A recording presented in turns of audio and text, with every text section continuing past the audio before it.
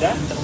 And he came to him and he said, he was actually very angry, He was actually very angry and he wanted to go kill him. So he grabbed his sword, he grabbed his spear, and he went to him. And in that moment, he threw his spear on the floor, he had his sword in his hand, and he said, "What are you doing?" You know, he's very angry. And Musab said, "It's okay. Like, let me explain to you what happened, like what I think. If you don't believe it, or if you don't want to listen, then kick me out. Kick me out of Medina. Or just kill me. It's okay, but listen to me." So because he was very presentable and he had that kind of attitude and he was very calm, and he had the Amr bil Ma'ruf Nahi Anil Munkar in his mind, he talked to him. He talked to Sa'd bin Mu'adh. He explained the Quran, and in that time, the Quran was revealed very little amount, very little. There was not the whole Quran either. So he knew some Quran and he explained and he talked about the message. And eventually, Sa'd bin Mu'adh said, "This is beautiful. How do I join this religion?" So he decided he wants to join. Now, when a tribe leader becomes Muslim, everyone in the tribe will become Muslim as well. Like, they will follow the religion, they will follow the leader. So if you know, Chechanabi is the leader and he does something, everybody will, inshallah, follow what he does. So, like that, when Sa'd bin Mu'adh became Muslim, almost the whole tribe slowly became Muslim as well. And then when that tribe became Muslim, the other tribe became Muslim as well. You know, Aus and Khazraj, both of them became Muslim. And it, like, Musab always inspires me because he sacrificed everything he had to go spread the religion and to go talk about religion in another country almost, like in a whole other land. And in this time period when Aus and Khazraj became Muslim, as you know, when Prophet ﷺ did Hijrah, all the Muslims were waiting for him. They accepted him, they sang songs, and it was a very beautiful time. And you know, obviously, of course, it's through Allah that this happened, but when you think about it, Musab essentially in that time saved Islam. Because if he didn't go to Medina, maybe it wouldn't have happened. It wouldn't have grown the way we know it grew. It wouldn't have come to this place the way we know it came to this place. So, in that time period, when that happened, after that happened, some time passed, and there was the battle. There was Battle of Badr, and Battle of Uhud, right? And Battle of Handak, and all these battles happened. Musab bin Umayr was fighting in the Battle of Uhud. And when he was fighting the Battle of Uhud, he was the flag bearer. He held the flag, and his job was to always hold the flag, because if the flag drops, everyone's morale drops, and it doesn't look good. Battlefield, it looks like maybe you lost. So you don't want to drop the flag. The flag is very important. And when he had the flag, he was fighting, and enemy cut off his arm, and the flag was gonna fall, and he grabbed it with his other arm, and he kept going, he kept fighting, and while he was fighting one arm, they cut the other arm as well, and the flag was falling, and with the arms he had that was left, he grabbed onto it with his neck as well, the flag, and he's still holding it. He's not quitting. And he was still trying to be in the fight. He was trying to hold the flag. Eventually, he lost his head. And his head fell to the ground, and his body fell, and the flag also fell, which I believe someone else took it as well. But he did the best he can to hold that flag.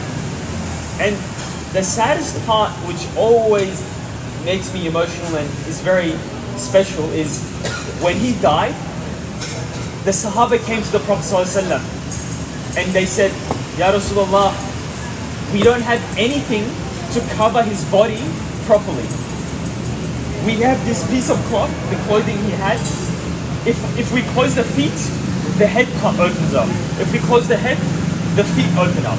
We can't cover his whole body." They didn't have a piece of cloth to cover his whole body. And every time I hear that, I'm thinking, this person was one of the richest in Mecca. He had the best clothes, he had the best perfumes, he had the best of everything, but he sacrificed everything, And he died without even a proper piece of cloth to cover his body. This was the level of sacrifice he had. He sacrificed all of that, and what was the thing he sacrificed at the very end? He sacrificed the most important thing to us all, right? Our life. He sacrificed his life on the battlefield. And every time I think about this, it's an amazing story that I think we can get inspired from, because even with us, we can be comfortable in our lives. We can wear really nice clothes, be in a good environment, know the language, and be in these kinds of places when we're comfortable. But Musab bin Umayr didn't do that. He could have said, I don't want to go to Medina, it's very hard, I'm young, I don't want to do that. But Musab bin Umayr, he didn't. He was like, yep, that's it, I'm going. Because he loved the Prophet ﷺ so much, and he loved Allah, and he said, I will spread this message no matter what. So he had that drive, that strength inside of him. So I get inspired by this, and I feel like we can take an example from everyone. Because, for example, me, I can be in Australia in a comfortable environment, living, speaking English, living comfortably, have my own computer, laptop, internet, everything. It's a very nice environment and it's easy. But when you're in a comfortable environment, sometimes you can also slow down and, get lazy and bored. So I think in our lives, we need to always find something, anything, to do something for the sake of Allah, no matter what. For example, you may be a student, or you may be a teacher, or you may be anyone who's doing their studies and other things. But I think always thinking, what can I do extra for the sake of Allah? What can I do so Allah will accept me and love me more? And it's like, it doesn't matter anything. It could be, for example, you're a student, but you have a friend who has a problem. You go out to have a coffee with them, you have a chat with them, and you listen to their problems. I think even doing that is something for the sake of Allah, if we think about it like that. So even within the places we live in, I think we can do things for the sake of Allah. And when I mention this, talking with our brothers, I think of the concept of brotherhood as well. Ukhuwah, brotherhood. When I think about this, it always inspires me as well, because it's like, we need to always think, we cannot be bad, or we cannot have problems with our brothers. If we have a problem with our brother, it's going to reflect bad inside of us. The main thing we need to do is, if we have a problem with our brother, it's to fix that problem with our brother. We shouldn't be focused on problems, we should be focused on fixing them. Because we are like, all together here, we're like a machine, we work together. You're one piece, he's one piece, all of us move together. And it's because we're together and we have this brotherhood, if one of us starts breaking, everyone breaks. We can't let that one break. So we need to always support our brothers. We need to always fix our problems. We need to always imagine, if something happens, I need to fix myself first. Don't judge one another, but focus on ourselves. There was a beautiful story, very short, I'll explain as well. There was a Sahaba called s.a.w. And this person, he was very confident and he spoke loudly, and he was very good at speaking. Now, the second ayah of Hujurat came down, Prophet ﷺ's time. That ayah came down. And in that ayah, it mentions, there's one line, it says, do not raise your voice above the Prophet Muhammad ﷺ. Do not raise your voice above the Prophet. You have to be respectful and you have to be careful with how you speak. And when he heard that, he locked himself in his house. He was depressed. He was very sad, because he realized, I speak very loud. I don't want to speak above the Prophet Muhammad ﷺ. So he was judging himself. He could have said, he speaks very loud, so he should be quiet. He didn't say, that guy I need to go tell him he needs not speak. He looked at himself. He thought about himself. I'm making a mistake. I need to be careful. So he locked himself in the house, and the Prophet ﷺ said, where is Thabit? I can't find Thabit. And they said, Thabit, he locked himself in the house because he's scared to speak around him because he speaks too loud. And then he said, and he told them to go get him. And he said, it's okay. He talked to him and he said, it's okay. You can be yourself. And in that moment, it's always inspiring as well, because he didn't attack his friend or brother. He focused on himself and he looked at himself. So when things happen in our lives and people make mistakes, we need to focus on ourselves. We need to focus, am I doing something wrong? Because by saying that, we always keep the ikhlas, the brotherhood, the sincerity between us. I think that's really, really important. And as I said, Musab was also a very presentable person. He was very careful about how he looked and made sure he talked in a very beautiful way as well. He didn't judge people, he didn't attack people, he didn't, go knocking on their doors, constantly bothering them and annoying them, but he was very gentle, he was very kind. They say he was his beauty, his handsomeness was comparable, similar almost to the Prophet Muhammad, peace and blessings be upon him. So he had that kind of look and he had that kind of aura, he had that kind of energy. So I think inshallah, may Allah help all of us become like the Mus'abs of the future. And spread the religion and try our best to always keep the brotherhood and the good intentions and ikhlas between us, inshallah. So I wanted to share a few stories like that. I don't want to talk too long because I'm not knowledgeable enough in that regard. But thank you for listening. Inshallah, there was something, as I said, it's just a story. Inshallah, there was something in there a little bit that you can be inspired from and you can kind of motivate yourself or learn about it, inshallah, or any lesson that you can take away from it, inshallah. But yes, thank you very much for listening, inshallah. Allah knows. Assalamualaikum.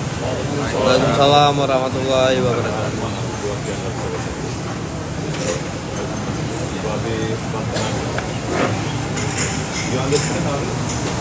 Soruları varsa sorabilirim.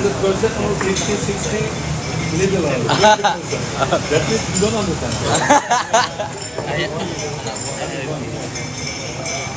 Kalau ada pertanyaan silakan.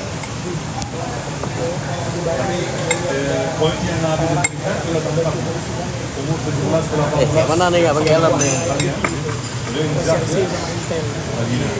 Oh, dari polisi. Dan dirangkumkan juga. Ada SIM. Orang di sana itu kan. Nggak ada pakai helm nih. SIM nggak ada, helm nggak ada. Ada kemungkinan dua kemungkinan juga. Bisa Betul. ada yang Mas Jalan. beberapa demo itu. Pak Eko, live di IG, share. Live TikTok. TikTok. Itu bisa share nggak sih? Bisa nanti ada ini. Bisa, yang penting ini Bil. Apa namanya? Koin. Kasih Pak Eko. Dia akan memanfaatkan kondisi ini. Bukan kebaliknya gitu Pak Eko.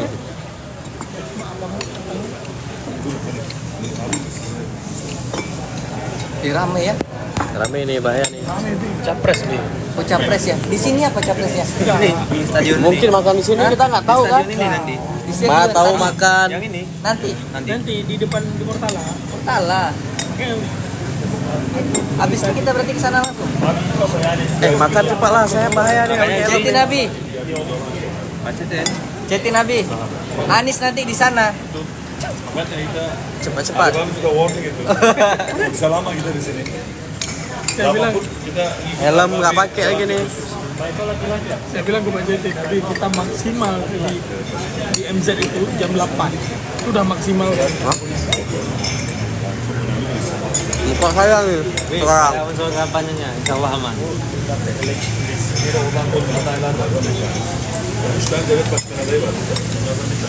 Yang lihat cuma satu orang, ngapain takut?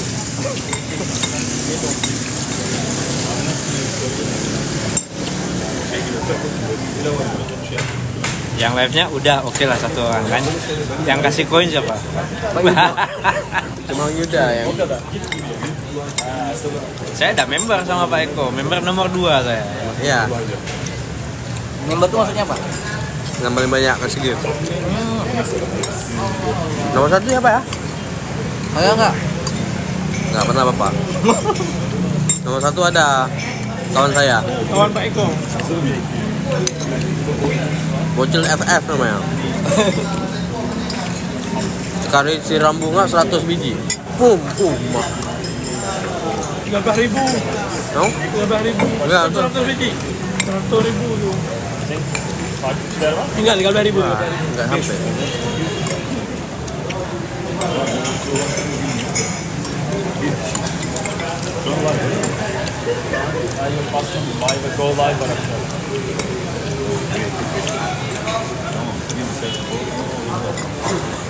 normalde benim bildiğim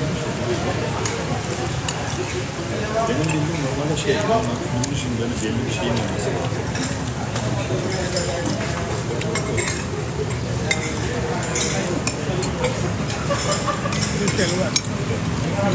Kendi hafızasına kaydı.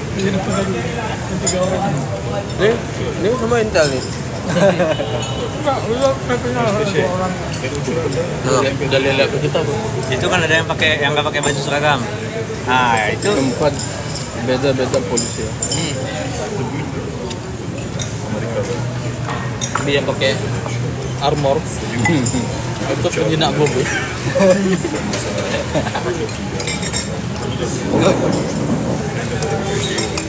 Brimob katanya yang beda-beda lihat itu tuh. Brimob. Tapi dia bukan Brimob, yang bajunya beda kalau Brimob. Brimob tuh yang paling banyak juga gajinya. Jadi kalau masuk polisi, masuk Brimob, udah sejahtera lah dia. Brimob tuh sama kayak TNI-nya polisi ya. Ya. PN. Polisi militer. Propam. Dia kasusnya kasus besar ya.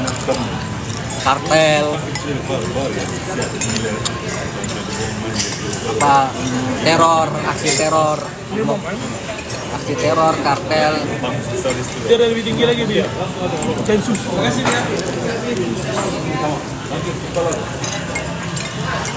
Densus itu udah Ini lagi apa namanya? Kopassus. kasus tentara. Kopassus tuh Amerika aja kata. Mana ada? Iya, Bang. Kita gerilya. Kalau untuk lain, Ya, kalau gerilya Indonesia. untuk Ya. mesin Untuk mesin mana ada?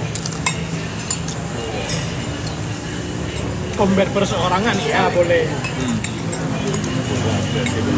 Ya. Kayak sniper senjata biasa. Bukan sniper senjata sniper. Kita nggak ada turnamennya Indonesia menang terus.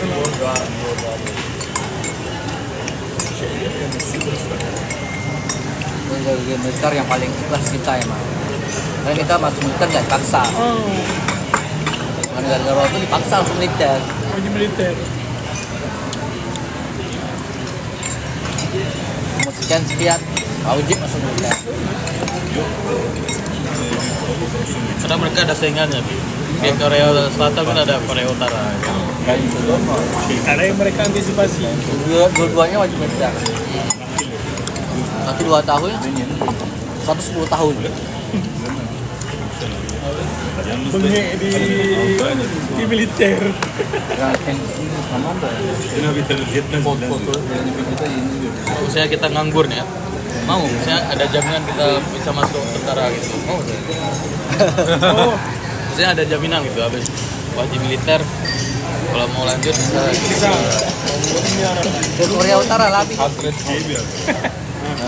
Sama saya tuh tidur pinter kali anaknya.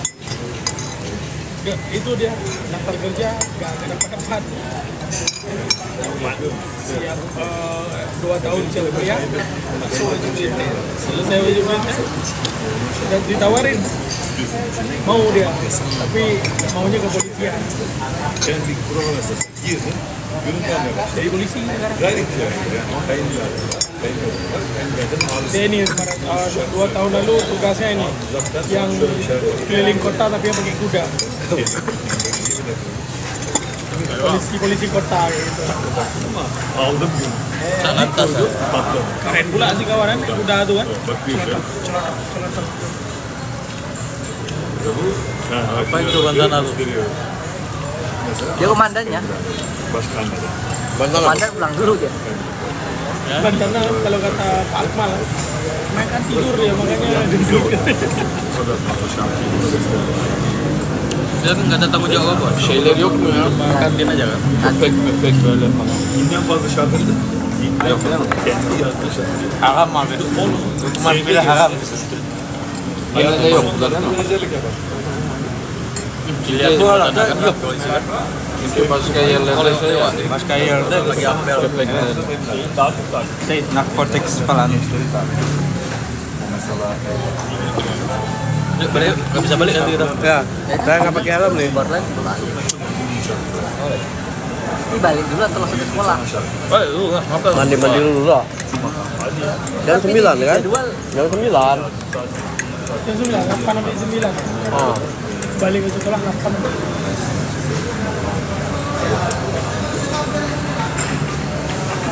Nggak ada rapat. Baru jam 10 aja. Nggak ya nih, nggak pakai helm ya. Saya nanti dia mau izin. Kalau ngurani jaga jalan gerak. Tapi emang nggak ada vakansi, nggak ada. Ada? Tahu? Ada vakansi? Kalau di list nggak ada.